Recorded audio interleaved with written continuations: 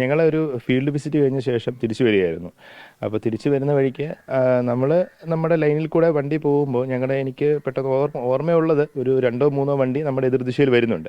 അപ്പോൾ എതിർദിശയിൽ വരുന്ന ആ 3 വണ്ടിയുടെ പുറകിൽ നിന്നാണ് ഒരു ഇന്നോവ വളരെ സ്പീഡിൽ മുന്നേക്ക് വരികയാണ്. അപ്പോൾ വരുമ്പോൾ ഞങ്ങൾ പ്രതീക്ഷിക്കുന്നത് ഈ ഇന്നോവ ബ്രേക്ക് ചെയ്യുമെന്നാണ് പ്രതീക്ഷിക്കുന്നത്. പക്ഷേ ഈ 3 വണ്ടിയും ഓവർടേക്ക് ചെയ്യാനാണ് ഇന്നോവ നോക്കുന്നത്.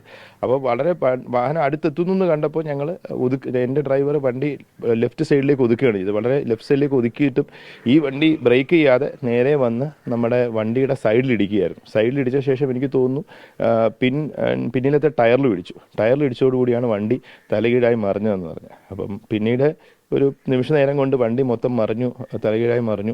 പിന്നെ എന്തുകൊണ്ടോ ഭാഗ്യത്തിന് ഞങ്ങൾ 3 പേരും സീറ്റ് ബെൽറ്റ് ഇട്ടിരുന്നത് കൊണ്ട് വേറെ അങ്ങനെ ഒരു ഇഷ്യൂസൊന്നും ഉണ്ടായില്ല.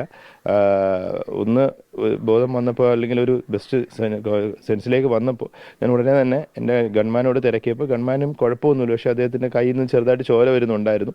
പിന്നെ ഞങ്ങൾ പെട്ടെന്ന് തന്നെ ഡോറ് തുറന്നപ്പോൾ ഓടിക്കൂടിയ ആൾക്കാരെല്ലാം ചേർന്ന് ഞങ്ങളെ പുറത്തെടുക്കുകയാണ് ചെയ്തത്. ഒരു അത്ഭുതകരമായ രക്ഷപ്പെടൽ, ഒരു ഭാഗ്യം കൊണ്ട്. അപ്പോൾ അതിൽ നിന്ന് തിരിച്ച് മറ്റു കുഴപ്പങ്ങളൊന്നും കൂടാതെ ഇങ്ങനെ നിൽക്കുമ്പോൾ എന്താണ് പറയാൻ തോന്നുന്നത്? ഏറ്റവും പ്രധാനപ്പെട്ട കാര്യം സീറ്റ് ബെൽറ്റാണ്. സീറ്റ് ബെൽറ്റ് സാധാരണ നമ്മൾ ഡ്രൈവർ ഇടാറുണ്ട്. മറ്റു പല ആളുകൾ ഇടാൻ മടിക്കുന്നൊരു കാര്യമാണ് സീറ്റ് ബെൽറ്റ്.